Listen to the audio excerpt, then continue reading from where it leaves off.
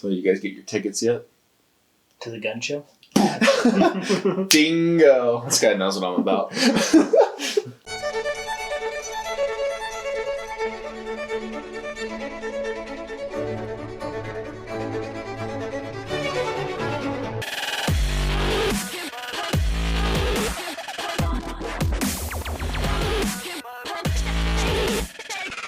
Hello, Internet. Welcome back to Cinema Brawls, which feels like a strange, visceral, out-of-body experience for us and gradually becomes a nightmare for you. My name is Matt. This is Jake and Daniel. We're here to discuss 2 movies and decide which one is better. Today we are going to be discussing The Phantom of the Opera and Harry Potter and the Chamber of Secrets. That would be the second one.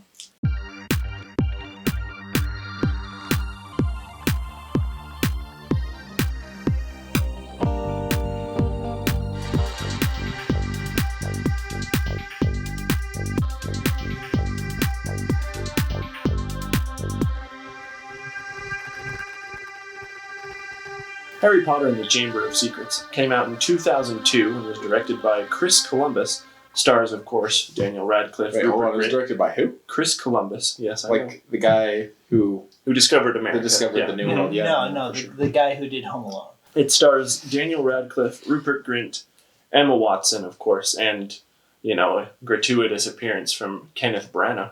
The Phantom of the Opera is a 2004 movie directed by Joel Schumacher and stars Gerard Butler, Emmy Rossum, and Patrick Wilson, and is the story of a young singer who becomes the object of obsession for a disfigured ghost person, man Thing. So my first impressions is I think Harry Potter and the Chamber of Secrets is a lot better than Phantom of the Opera. Just in general, I think Chamber of Secrets, while not the best of the Harry Potter movies, is, in my opinion, at least competently made. There are a lot of problems with the Phantom of the Opera movie, and I feel like Joel Schumacher's just really not that good of a director. Okay. And so having a bad director versus a competent director, having good actors and a good story versus actors and an ass story, it's just... I think for the most part I'm probably going to agree with you. I think Phantom of the Opera has some ties to emotion that go a little bit deeper. For sure. And like a whole bunch of other things. It's more of a movie that makes you think, but you're right. I think overall that Harry Potter was just better made. I think so. Now here's where I disagree with you. Well, I do agree with you. I think Harry Potter's the better one. I was going to say, disagreement on this channel? Outrageous. Weird, that never happens. Outrageous. I disagree with you in the fact you say Chamber of Secrets isn't the best Harry Potter. It is my number 2. And it is the story's number 2 as well. Right. And but I what mean, number 2 stands for. There was a lot more time put into Phantom of the Opera, but I think just subjectively of what most people just enjoy watching, I think Harry Potter is a lot better. They're just better versions of Phantom of the Opera, and I want to give it credit where it's due, but I think I'll push for Chamber of Secrets as well. Well, all right. This is going to be fun. But now, we never know. It might turn. On your mark, get set, Brawls! You didn't say it that time. I did, you didn't actually. say it that time. I did say it. So the story of Phantom of the Opera is actually pretty interesting. The story of this person who calls himself the Opera Ghost, who has been, for lack of a better term, haunting this opera house for decades, falling in love through a creepy stalker relationship with a girl, and just like how everything plays out with him, especially like the story from like the book and even some of like the earlier works, including the stage play. I really do like the story of Phantom of the Opera. I think it's an interesting story. Just out of curiosity, with the original Phantom of the Opera, do you remember what year that came out? Because I don't know exactly when the book came out. When was the story to Phantom of the Opera written? I'm just trying to see who ripped off who, Scooby-Doo or Phantom of the Opera. Phantom of the Opera was like 1700s. Noted. Scooby-Doo ripped off Phantom of the Opera. Yeah. I agree with you, Daniel. It's a classic story. Been around for a while. And usually that means boring, but it's just simple, This is just an opera house being haunted by a ghost, but it's not actually a ghost. It's a guy that lives in the basement. Yeah. And in this case, I enjoy the story because I'm a fan of mystery horror. Mm-hmm. Yeah. I think they're a lot of fun. Mm-hmm. Especially like the old Lon Chaney, like black and white, super gnarly Phantom. I loved that. Yeah. But, sorry, go No, ahead. I was just going to say, I think as far as ghost stories go, this one is, it's obviously one of the first. It was pretty original, and I actually enjoy the story outright. Mm-hmm. Whether the movie did it justice or not, And that's kind of my problem, is we're specifically talking about the 2004 Joel Schumacher Phantom of the Opera, and I feel like this Phantom of the Opera let us down. I feel like there could have just been so much more. I do like some movie musicals. I love like Moulin Rouge. I'm writing a movie musical right now, and Phantom of the Opera is just not very good. Like it doesn't use the language of cinema to tell a musical story. It's just a movie that has some singing in it. We can talk about that all day, but as far as the story for number 2 goes, Harry Potter. I do like the story. The thing is, Harry Potter is a franchise movie because it's broken up into years, and because number 2 doesn't necessarily revolve around Voldemort. It hints. I mean, it does. It does in its own ways, which is good because it keeps it within the franchise. Mm-hmm. My point is, number 2, it can be its own movie. Mm-hmm. For sure. It can. And when you have sequels, usually sometimes that's not the case. But when it is the case, you can watch it by itself. You don't need background. You don't need other movies after it. It works really well. It has to be a self-contained story for it to be, fulfill its true purpose as a movie. For sure. And I liked how in this one, especially like the filmmaking leaned more into, it's kind of a horror story. You don't know what's going on. It's a horror mystery cut. Like you were saying. Like blood written on the walls and stuff. yeah. The mysterious voices in the walls. I love the mystery aspect of Chamber of Secrets for sure. and how it unraveled. Yeah. And it's like I love how in Harry Potter it set it up as like, okay, this is a world that has magic and ghosts and poltergeists and all this stuff, and you just kind of live with it. So what is so scary that ghosts are petrified? Like, that's insane. And especially as like a little kid watching it, you're like, oh crap. It's true. Yeah, they did a good job with that movie. Mm-hmm. I liked it. Story though. I think I will vote for Prisoner of Azkaban. Chamber of Secrets. I will also vote for Chamber of Secrets. I think, okay. I'll vote for Chamber of Secrets. Alright, now on to characters. So, the characters in Harry Potter are awesome. Because you got Harry Potter coming fresh off of the victory of the first movie. Total accident, though, by the way. Total accident.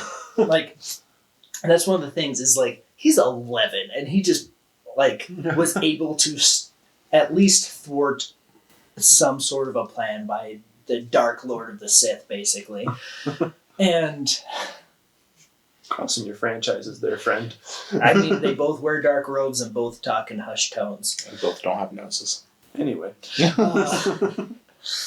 I really liked how in this one it did a bunch of world building at the beginning with the Weasleys and stuff like that, but you really followed Harry as he started to become more brave in his own right. He was making decisions that actively pushed the story forward instead of just look at this magical world that's pushing me around.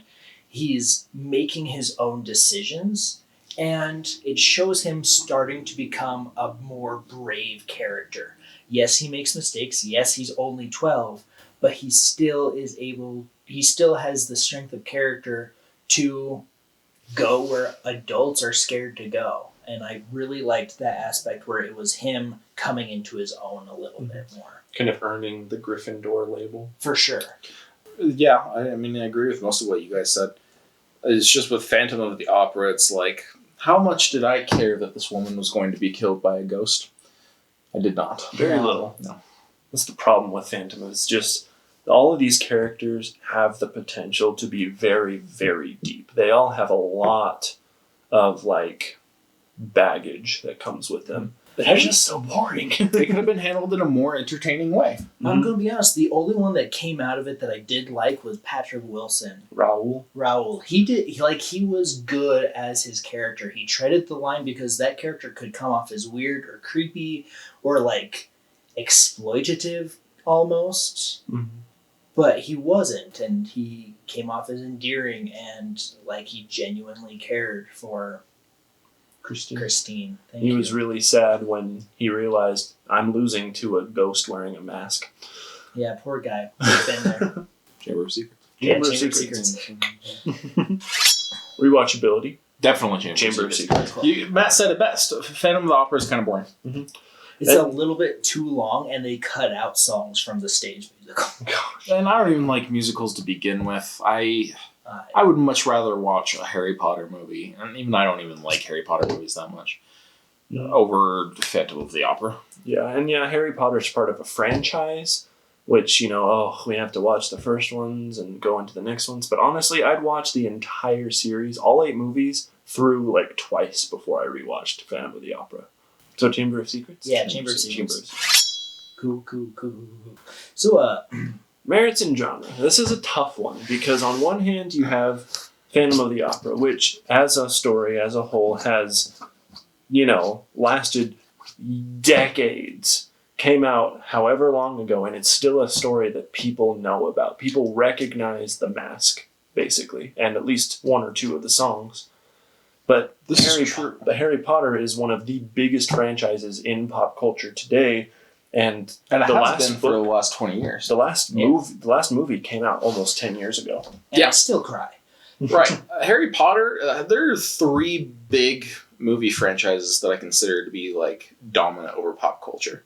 That would be Harry Potter, Lord of the Rings, and Star Wars. Yeah, the big 3. Pretty much. 3. Yeah. So I don't know. It's just I have a hard time choosing between the story that has persisted generations or the one that's the biggest thing right now. But let's talk about it with just these 2 movies in isolation from their franchises. What effect have these 2 movies had?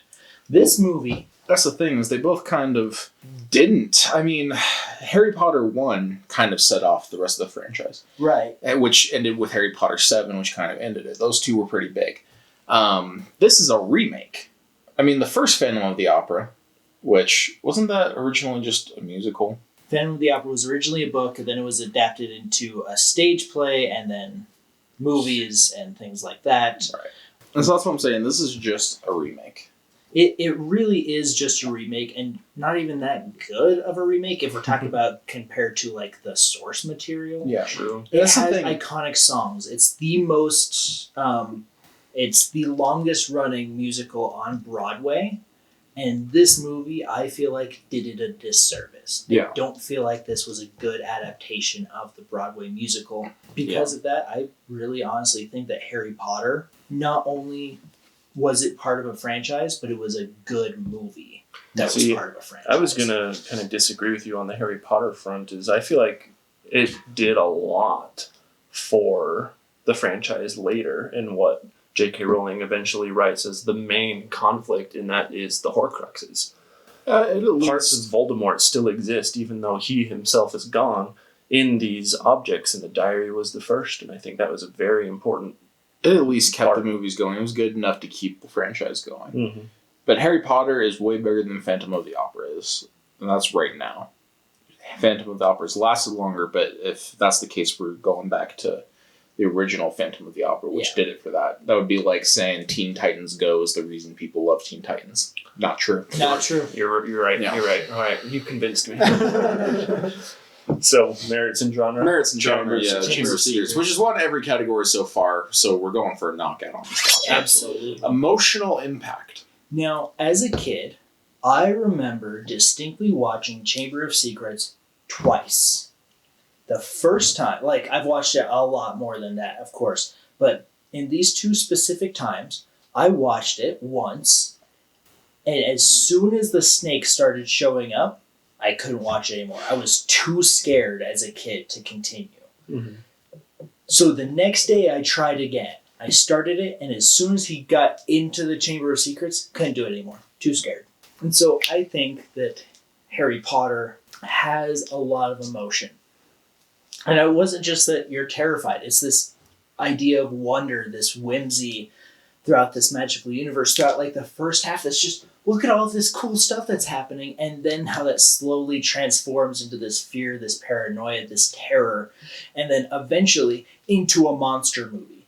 And so I think that it comes back to like that roller coaster of emotions. Which is better, one really good emotion or the roller coaster? I think that starting high and then ending super low and into kind of this horror movie-esque territory makes Harry Potter better. I think that Phantom of the Opera has the potential for more emotion. Mm-hmm. It just didn't get there. So when you said it's the difference between the roller coaster and the steady emotion, that's true. But Phantom of the Opera didn't have the constant emotion. Yeah. It was trying way too hard to be like, ooh, there's a ghost. Oh, be scared. But he didn't really do anything that scary. One stagehand dies, but you could easily be like, oh, he fell off the rafter. It's just kind of boring. Like, I don't care about the love story between Raoul or between the ghost. I don't really care if they make it okay. Phantom of the Opera is going for an emotion of like an air of mystery the whole time. Something to kind of keep you slightly on the edge of your seat, but nothing too terrifying, you know? Mm-hmm. But the thing is, so was Harry Potter. It was a mystery movie if I've ever seen one. Oh, and yeah. they did a good job of keeping you up with that emotion, better than Phantom of the Opera. Especially out of all the Harry Potters, that one's definitely the most horror-esque. Right. At the end, Tom Riddle basically said, I would have gotten away with it if it wasn't for you meddling kids. Yeah. And your stupid Phoenix. But yeah, no, I thought I left Chamber of Secrets feeling probably most, if not all, of the emotions that J.K. Rowling and the directors intended us to feel. I agree. Voting for Chamber of Secrets. Chamber of Secrets. That is a cinema knockout, ladies and gentlemen. I have ever seen one. I just want to point out that at one point, these two mother freakers tried to put Phantom of the Opera on a top 10 movies list. That was a long time ago. We were just started getting into the bracket system. We'll redo it. We'll redo it for you guys. It's going to be great. It'll be great. What else will be great? Oh boy, this is my favorite part of every episode. Oh wait, I grabbed two. Oh no.